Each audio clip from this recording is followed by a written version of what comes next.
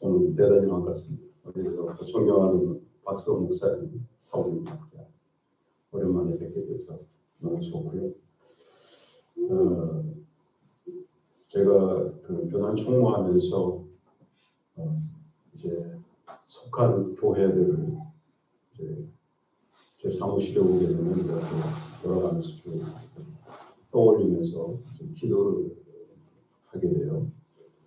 근데 가장 그 중에서도 많이 생각하고 기도했던 몇몇 교회 중에 하나가 바로 이 산호세 동산 교회입니다.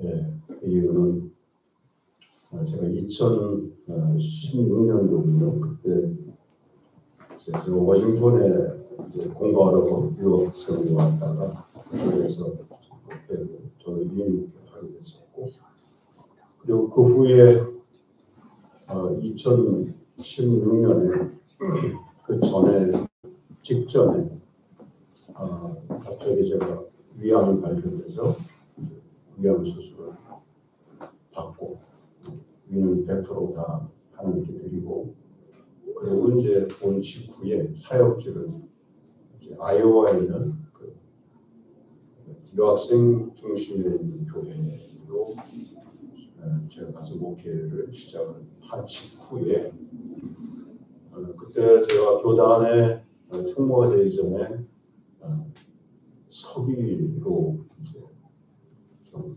봉사를 섬기게 됐었어요. 그때에 산호세 교회가 많이 좀 어려움이 있었을 때에 그 당시에 그런 총회장이었던 최낙실 목사님을 모시고 교단 총무였던 황영길 목사님과도 그래서 이곳에 와서 그 어려움들을 같이 보고 그랬던 그 기억들로부터 시작해서 이제 총무가 된 후에 우리 교회의 여러 가지 상황들을 진행되는 걸 보면서 참 많이 기도했던 그런 기억이 납니다. 그리고 이제 그 후에 매듭은 또 신학생 때부터 너무나도 함께 친하게 교제를 나눴던 우리 윤택규 목사님이 이제 교회 다니러 오셔서 이렇게 아름다운 모습으로 하나님께 예배드리는 그런 모습들을 와서 보니까 제 마음이 정말 너무 좋습니다. 그것뿐만이 아니라 오늘 그 찬양대가 찬양을 하는데 이렇게 아담한 사이 쇠집에 계신 성도님들의 찬양을 하는 그 찬양대가 저는 6.25 사변 이후에 이렇게 찬양이 은혜 높게 멋있게 하는 찬양대를 본 적이 없습니다. 지휘자도 없는데 강약 조절을 갖다가 너무나 멋있게 하고 엔딩에서는 아주 슬로우 템포로 싹 끊어지는 모습이 너무 좋았어요. 그래서 저는 그 들으면서 아니 저분들만 찬양하는 듣고 너무나 이게 막 아쉬운 거예요. 또 앉아 계신 분들도 똑같은 마음이 있다 싶어서 그 찬양을 1절하고 마지막 절을 우리 같이 한번 하고 말씀하면 어떨까 싶어요. 그게 150장이죠, 찬송가. 그래서 여러분 우리 찬양대는 한 번 더 하시고 또 들으신 분들은 이번에 같이 할 수 있는 기회를 드릴 테니까 우리 한번 지금 사순절 기간이기도 하고 우리 갈보리산 위에 십자가 섰으니 주가 고난을 당하노라. 험한 십자가를 내가 사랑하면 주가 보혈을 흘리리. 최후의 승리를 얻기까지 주의 십자가 사랑하리. 빛난 멸류관 받기까지 험한 십자가 붙들겠다. 이 찬양 우리 중간 간주 없이 1절 그리고 우리 3절 두 절만 우리 한번 같이 부르고 말씀을 나누도록 하겠습니다. 힘껏 찬양합니다.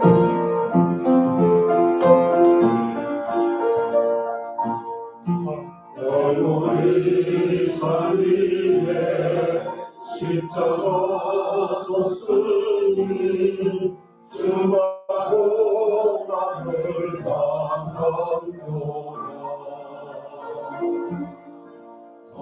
십자가를 내가 사랑하고 주가 보양을 올리리라. 주의 십자가 사랑하리. 그만들과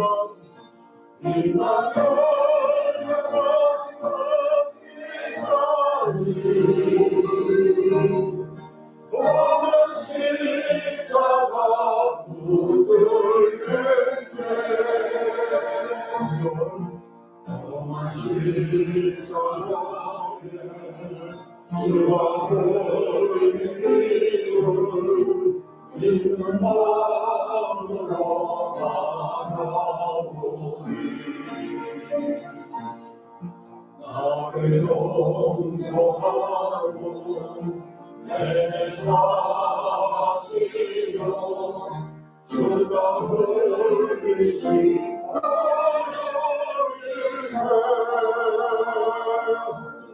최고 승리를 거기까지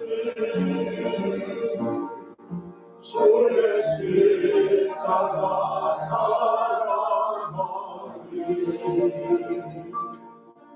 빛나며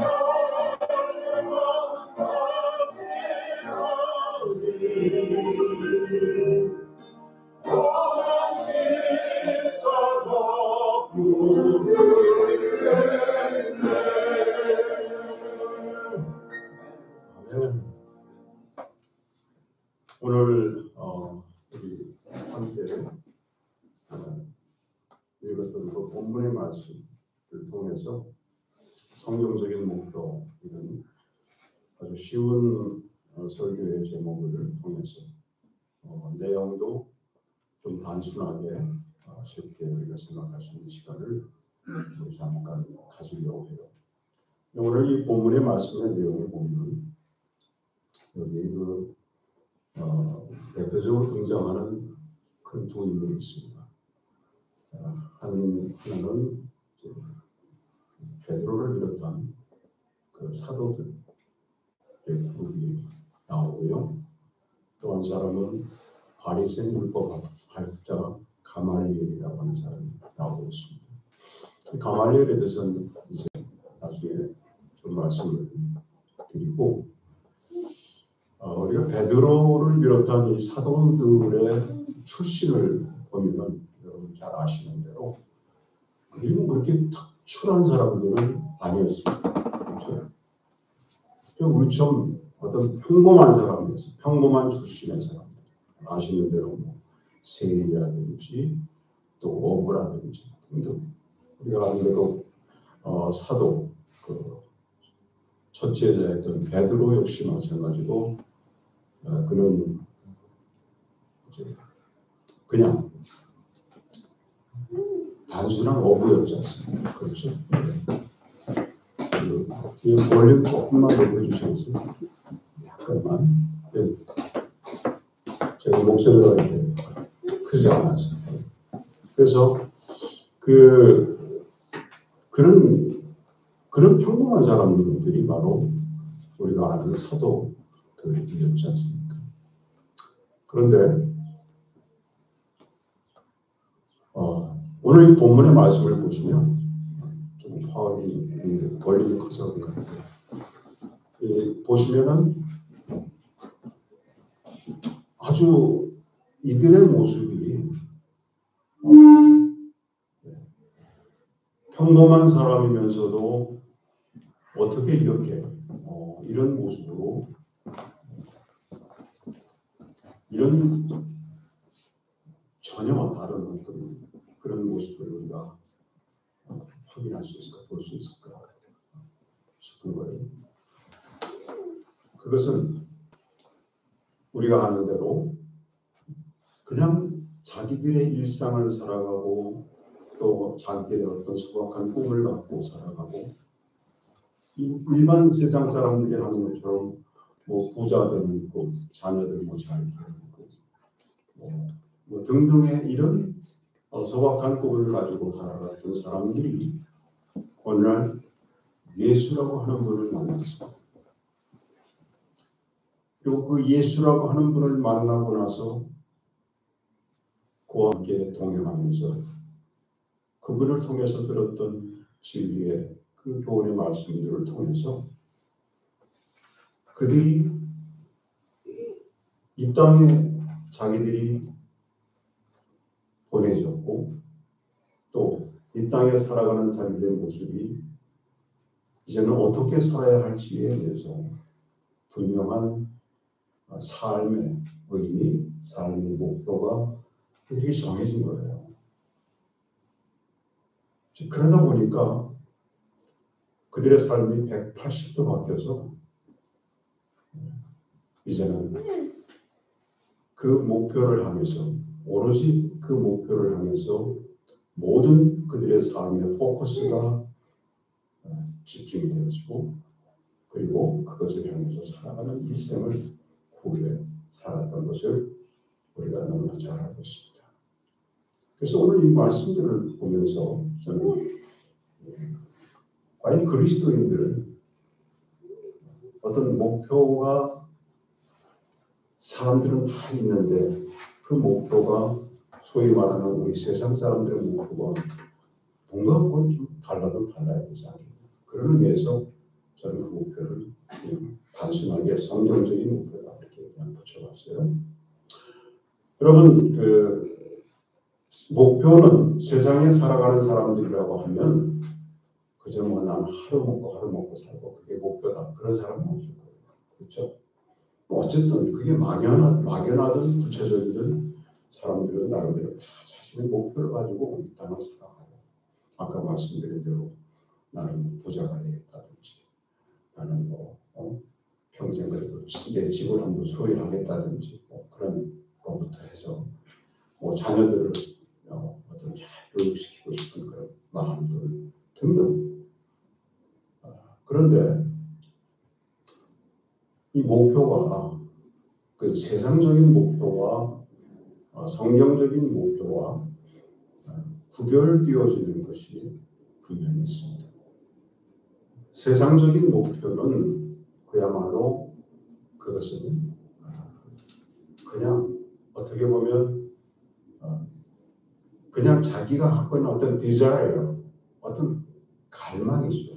그죠? 뭔가 이루고자 하는 그것. 근데 그 이루고자 하는 것을 위해서 세상적인 그런 일반적인 목표는 뭔가 그 목표를 이루는 데 있어서 과정이나 수단이나 이런 데 있어서 물론 그냥 정당하고 선할 수도 있지만 때로는 부당하게 때로는 옆에 사람들에게 해를 끼치면서까지도 그 목표를 이루는 그게 소위 세상적인 목표예요. 뭐 좀 극단적인 예를 들면 어떠한 악덕 기업이 자기들의 어떤 판매 실적이나 뭐 같은 걸 올리기 위해서 그냥 소상공인들을 생각하지 않고 짓밟는다든지 뭐 등등의 그렇게 해서라도 그 목표를 이루면 우리는 이제 그것을 성취했다, 목표를 이뤘다. 이게 세상의 목표라고 하면 성경적인 목표는 반드시 그 성경적인 목표를 이루어감에 있어서는 그것에 의해서 이바지되는 것이 있다는 것입니다. contributions. 그러니까 성경적인 목표를 이루고 감에 있어서는 그것으로 인해서 반드시 단 하나도 이해가 없이 뭔가를 이루는 것이 있다는 것입니다. 바로 그것이 차이점입니다. 우리 성도님들 우리가 살아가면서 이제 주로 이제 여기 보니까 대부분 연세가 많으신 분들이 많이 계신데 은퇴하신 분들이 꽤 많으신 것 같아요.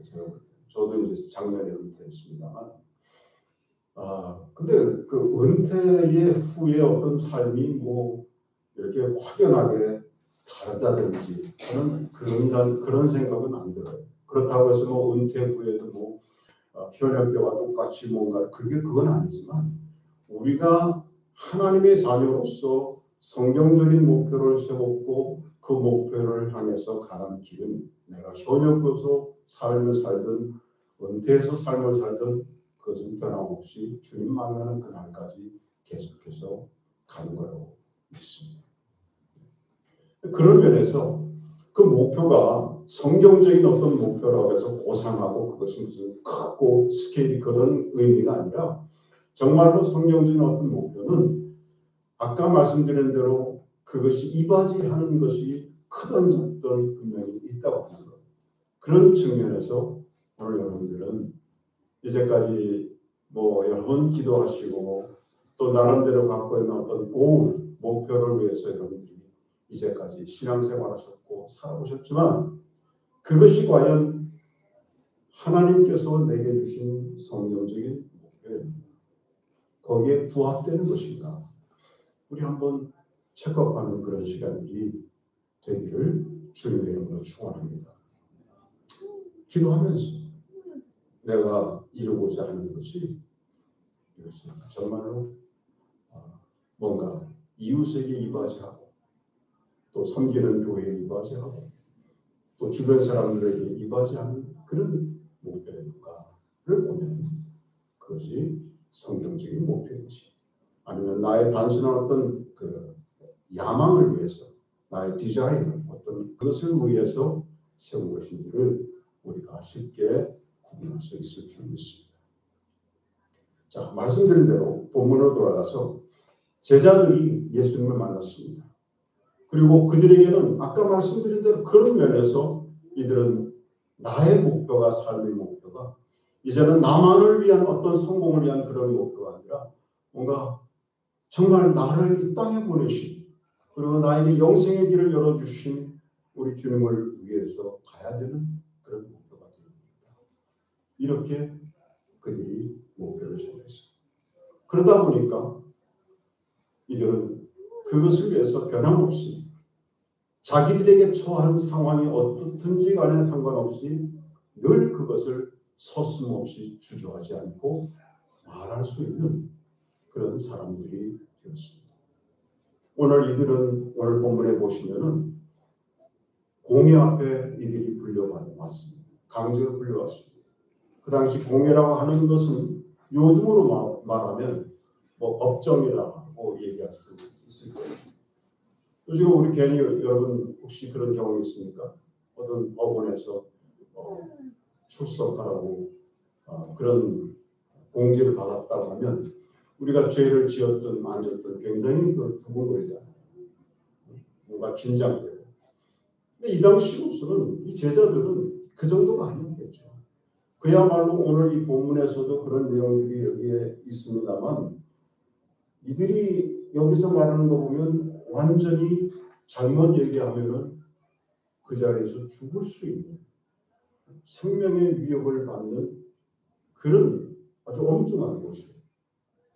거기에 불려간 거예요. 그런 속에서 위축될 수 있고 한없이 어떻게 보면 자신들이 뭔가 소신 있게 얘기할 수 없는 그런 상황 속에서 이들은 주저없이 예수 그리스도를 말하고 있습니다. 담대하고 말하고 있습니다.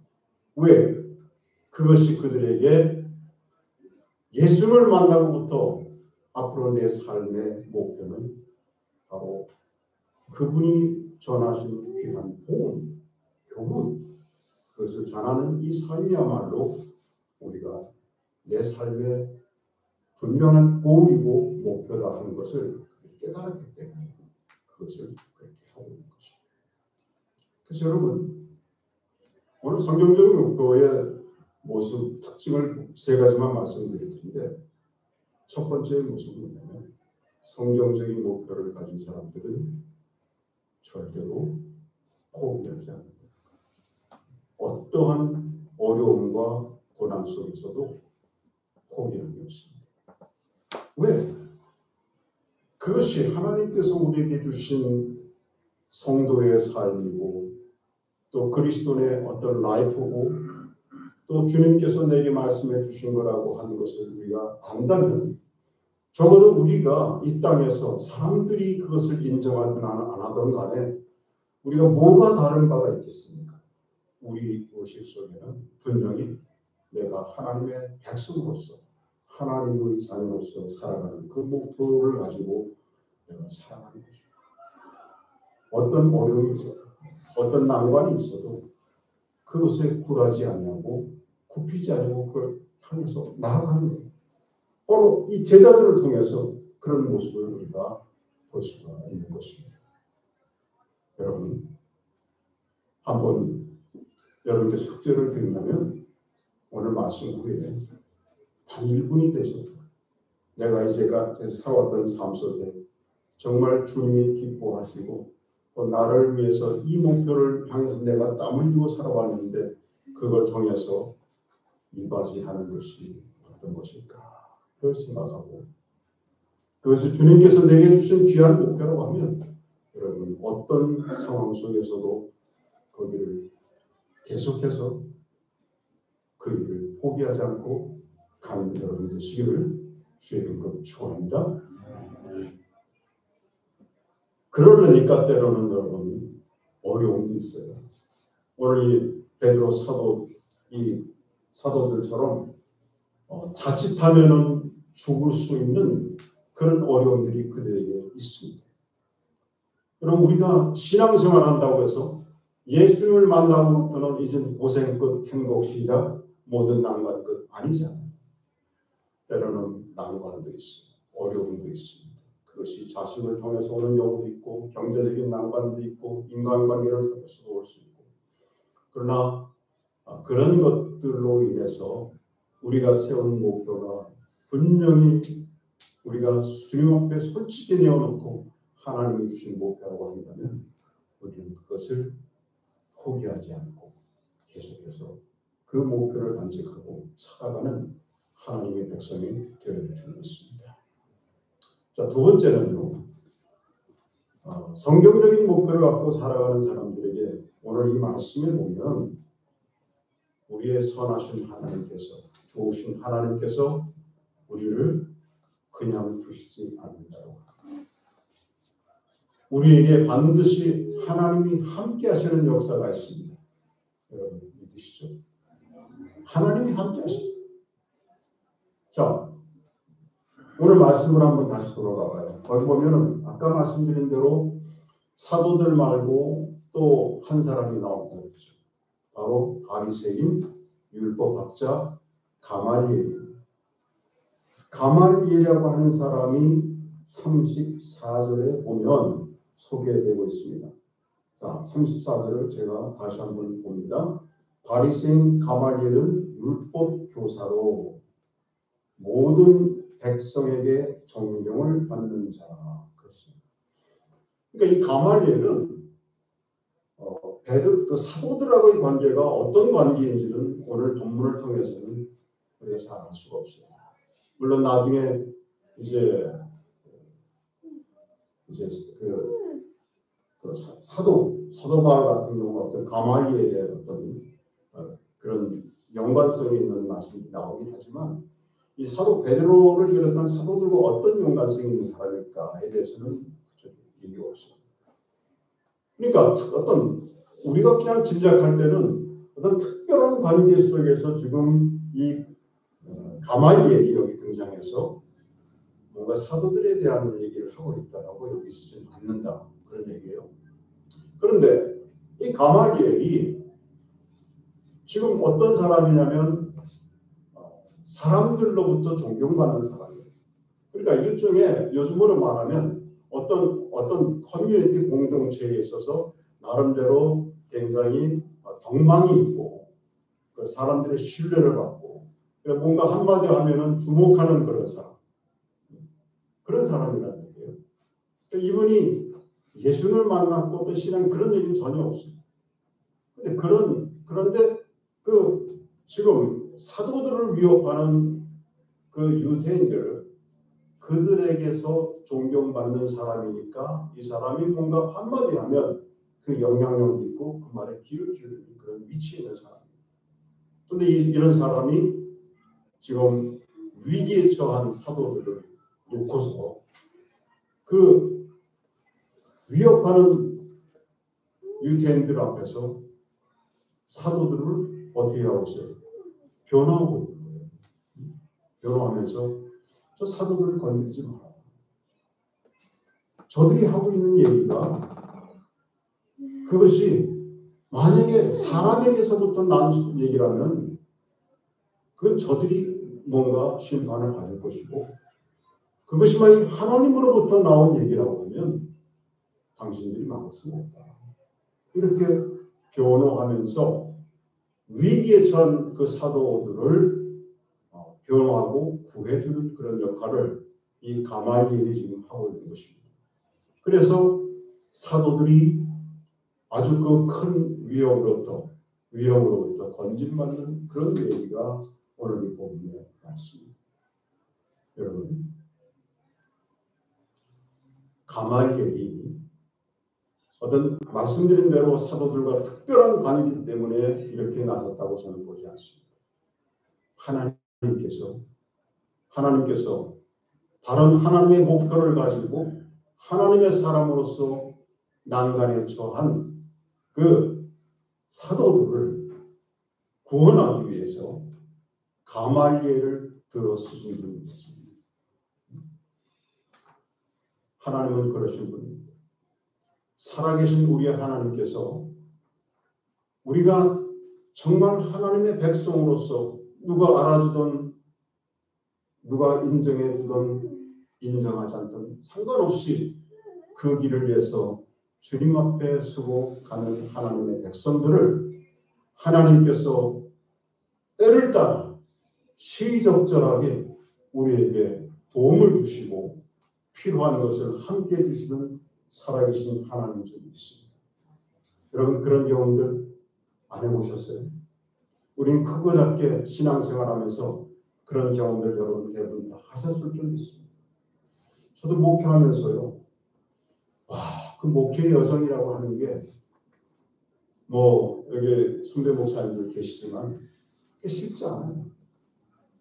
그런 과정 속에서 보면 솔직히 그냥 도중에 저도 일선 목회도 하고 물론 총회 행정도 했습니다만 그냥 포기하고 싶은 그런 일들이 얼마나 많은지.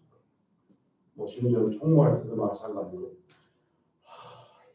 내가 총무만 아니면 그냥 한데 그냥 이런 마음이 생길 때도 있어요. 등등. 근데 그럴 때마다 그것을 극복하게 하고 또 견디게 하고 어쩌면 가게 하시는 함께 하시는 하나님의 역사가 있었습니다. 아멘. 네. 여러분 그런 게 없으셨나 봐요. 그런 게 있잖아요 우리 삶에. 그런 하나님의 놀라운 역사가 있음을 앞으로도 더 많이 경험하시는 우리 동산교회 성도들 되시기를 주님을 축원합니다. 마지막 한 가지 더 이제 이 성경적인 목표를 갖고 살아가는 하나님의 백성들에게 이 성경적인 목표는 뭐냐면 이 목표를 가지고 계속 가는 사람들이 결코 중단 없이 쉼 없이 그 목표를 이루기 위해서 나아간다고. 끝까지 나아가. 그 나아감이 있어요. 그래서 그것이 그냥 어떤 쉼이 있는 것이 아니라 아까 말씀드린 대로 내가 리타이어 했으니까 그게 아니라 주님 만나는 그날까지 앞으로 계속해서 나아가는 그런 삶을 산다는 거죠. 오늘 이 본문에서도 우리가 확인할 수가 있습니다. 자, 보세요. 그 40절부터 좀 보시면은 자, 사도들이 가말리엘이 그렇게 변호해주고 함으로 인해서 위기를 벗어나서 이제는 노임을 받았어요. 그러면 사도들이 우리가 예수를 전하다가 우리가 이 목표를 그게 바른 길인 줄 알고 갔더니 정말 늘 좋은 일만 생기고 열매가 있고 그럴 줄 알았는데 까딱하면 이분이 죽을 뻔했다. 이제는 이것을 그만둬야지. 이랬습니까? 그게 아니고, 자, 그렇게 노임을 받은 이들이 41절부터 한번 제가 있습니다. 보면 사도들은 그 이름을 위하여 능을 받는 일에 합당한 자로 여기심을 어떻게 했다고 했어요? 기뻐하면서, 그러니까 그들이 능력받고 어려움받고 힘들었던 그런 상황들 때문에 내가 고생했다든지 그게 아니라 오히려 그걸 기뻐했다고 했어요. 그리고 그러면서 공회를 떠났고, 그리고 42절 보니까 그들이 날마다 성전에 있든지 집에 있든지 예수를 그리스도라고 가르치기와 전도하기를 어떻게 했어요? 그치지 않았다. 그렇습니다. 여러분, 이게 우리의 삶의 목표가 되어야 될 줄 믿습니다. 여러분들이 살아가시면서 우리는 주님 안에서 하나님 백성으로 살아갑니다. 하나님의 백성으로 살아가니까 우리는 거기가 어떤 동네가 되었든 이웃이 되었든 어떤 마켓이 되었든 누구든지 간에 만나는 사람들 속에서 하나님이 우리에게 선하게 해주신 목표를 가지고 이 사도들처럼 우리가 계속해서 그 일을 위해서 나아가는 그런 삶이 저와 여러분들에게 있어야 될 줄 믿습니다. 그걸 통해서 우리의 가정이 살아가는 것이고 나아가시고 우리 자녀들이 선한 영향력을 받는 것이고 우리의 이웃들이 그런 모습을 보면서 그리스도인의 삶의 향기가 무엇인지를 보는 것입니다. 여러분 아시는 대로 그리스도라고 하는 이름이 어떻게 불리워졌습니까?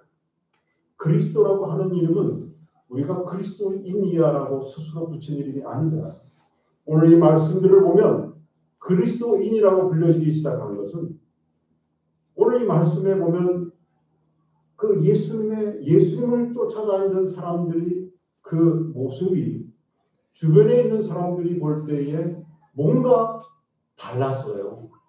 그 모습이 저들이 어떻게 저런 모습으로 살아가지? 우리 살아가는 삶과는 상황이 많이 다른데 자기를 볼 때 뭔가 something different, 뭔가 다른 삶을 살아가는데 그 다른 삶을 살아가는 그 모습 저렇게 살아가면 뭔가 될까? 자기들은 그렇게 살지 않았습니까? 세상의 요령대로 살아가고 이제까지 사는 일반적인 그런 어떤 제너럴한 세상 사람들이 얘기하는 경험과 그런 걸 통해서 살아가는 삶을 살아갈 줄 알았는데 그들이 그 예수라고 하는 사람들 따라가는 사람들 보니까 그렇게 살지 않고 그들의 삶을 살아가는 거예요. 그런데 그 모습이 보기에도 좋았고 또 그 모습의 결과는 선한 영향력을 끼치고 그러니까 사람들이 주목하기 시작했고 또 그래서 그 사람들이 어떻게 해서 그렇게 살아가는가를 보니까 그 사람들의 중심에는 누가 있어요? 예수님이 계셨고 예수님의 교훈이 그들을 그렇게 이끌고 했다는 것이죠. 그러니까 그리스도인이라고 붙여집니다. 여러분 우리는 그렇게 살아갑니까? 우리가 이렇게 너무나도 영광스러운 그리스도인이라고 불려지는 그런 오늘을 살고 있는데 우리는 크리스찬으로서 그리스도인으로서의 우리의 삶이 정말로 세상 사람들이 볼 때에 바른 선한 영향력을 갖고 바른 목표를 갖고 살아가는 그런 모습으로 비춰줘야 될 줄 믿습니다. 그것이 아주 거창하고 그런 것이 아니라 우리의 삶의 모습 속에서 그런 것들이 나와야 한다는 얘기예요. 저는 한 가지 좀 간증을 드리면 제가 이제 은퇴하고서 뭐를 했냐면 탁구를 좀 운동삼아 치기 시작했어요. 그래가지고 오전에 저희 동네에서 가깝게 있는 한 10분 거리에 있는 탁구장이 있는데 거기 등록을 해서 탁구를 치기 시작했습니다. 그 연세 드신 분들 탁구라고 운동하면 좋습니다. 한번 관심 있는 분들 운동하시기 바라요. 제가 굉장히 제가 봐도 건강해진 것 같아요. 이 벨트 사이즈도 한 2인치 이상 줄어든 것 같고 그런데 거기 가면 거기도 하나의 일종의 커뮤니티니까 공동체니까 굉장히 여러 가지 좀 지내보니까 얘기들이 많이 있어요. 또 은퇴하신 목사님들도 여러 교단 목사님도 많이 계세요. 또 그리스도인 장로님들도 많이 계세요. 그런데 사람들 사이에 때로는 이제 얘기가 나오고 하는 것을 보니까 때로는 어떻게 이기적으로 이렇게 평판받는 사람도 있고 왜냐면 테이블을 복잡할 때는 막 치다가 양보하지 않고 그냥 자기만 치니까 다른 사람들이 컴플레인하기도 하고 이런 그 사회에서 그런 게 있더라고요.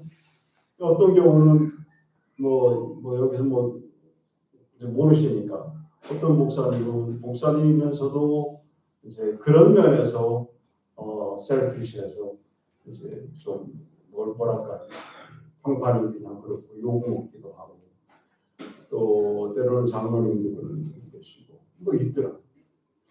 그래서 저는 그런 생각이 들었어요. 내가 목사한 걸 또 다 아는데 그분들에게 나름대로 좋은 모습을 보여주는 것이 단순히 나를 위해서가 아니라 그것들 중에 삶에 선한 영향력이 있다 이런 생각을 했어요.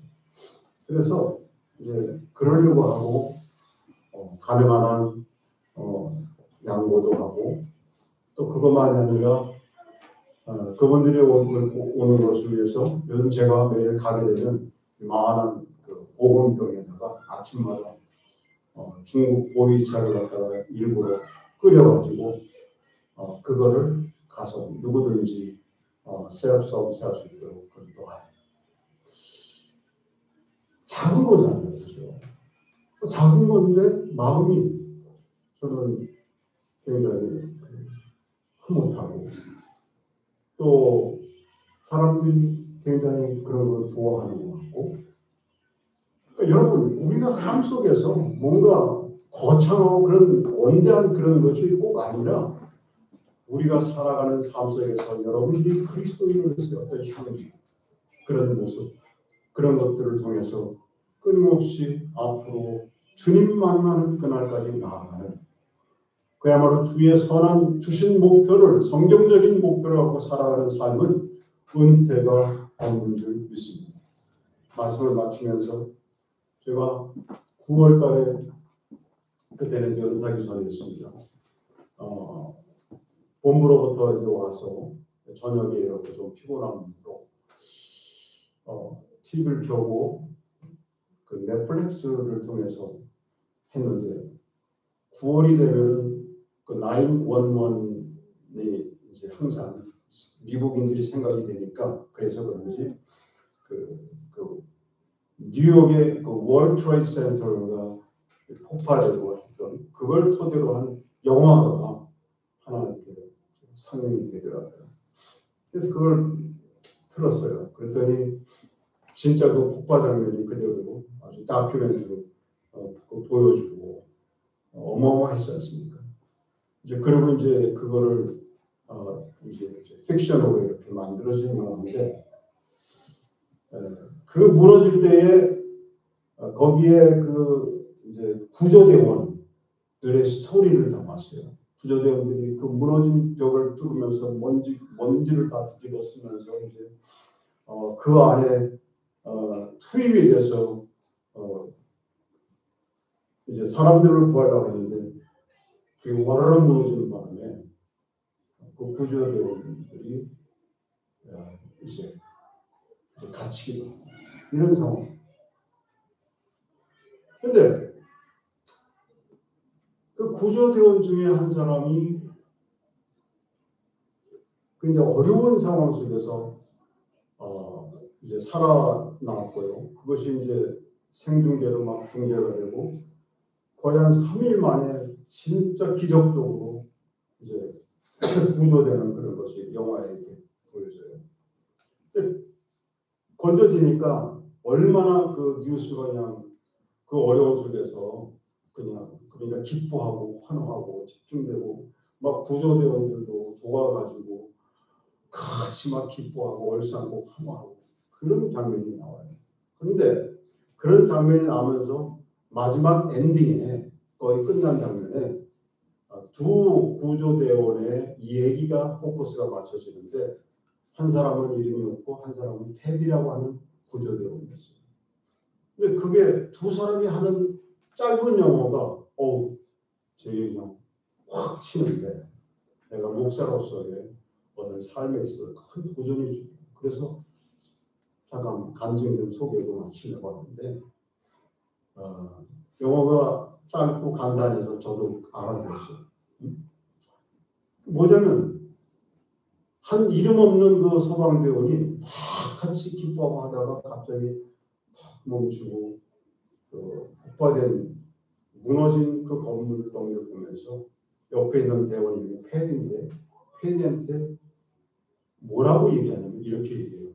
패디, we are still missing 14 이렇게 we are still missing 14 그러니까 자기 같은 동료 대원들이 아직도 14명이나 거기 붙입니다. 그러니까 그 패디라고 하는 대원이 올해는 Jesus, what do we do? 무엇을 해야 되지? 그러니까 이 이름 없는 사람이 패드를 또 뭐라 그러면 thousands of people in their paddy 수많은 14명의 대원들만이 아니고 수많은 수천 명의 사람들이 거기에 가지고 붙여있다. 그래서 이 패드라고 하는 사람이 그 얘기를 듣고 마지막 하는 얘기 거기를 허공을 이렇게 지시하는 그 표정 그것을 영화는 그 사람의 눈을 포커싱하면서 그 눈으로 뭐라 하면 그런 얘기 Where the hell?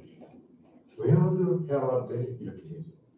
그 수천의 따오진 사람들이 지금 어디 있지 하면서 그 사람들이 그 폭발 현장으로 둘이 다시 걸어가는 그 모습 보여주더라고요. 저는 그 마지막에 Where the hell are they? 그게 굉장히 충격이었어요. 그렇구나. 저 사람들이 한 생명이 구해졌을 때 기뻐하고 모든 것을 다 완수한 것처럼 생각하고 그게 아니라 계속해서 구조대원으로서 그들이 해야 될 끊임없는 일들을 위해서 앞으로 나가야만 돼요. 그게 바로 오늘을 살아가고 하나님께서 아직도 우리에게 생명을 주시고 하나님께서 아직도 우리에게 건강을 주시고 숨 쉴 수 있도록 해주신 그 하나님이 하나님 백성 삼아주시고 자녀로 삼아진 우리에게 말씀하시는 게 아닙니다. 저는 그렇게 확신합니다. 우리 사랑하는 동산교회 성도 여러분, 여러분은 이 동산에 하나님께 부름받은 하나님의 백성입니다. 이 동산의 공동체에서 하나님께서 여러분이 공동으로 주신 귀한 성경적인 목표가 분명히 있을 것이고 또 여러분 개인들에게 주신 귀한 목표들이 분명히 있을 줄 믿습니다. 그 선한 목표를 결코 중단 없이 포기함 없이 하나님이 주신 귀한 것을 통해서 앞으로 주님 만나는 그날까지 나아가셔서 선한 영향을 미치고 그로 인해서 하나님이 주신 열매가 그득한 삶을 살아가시기를 주의 이름으로 축원합니다. 기도하겠습니다. 하나님 너무 감사합니다. 이 부족한 종에게 오늘 이렇게 귀한 교회에서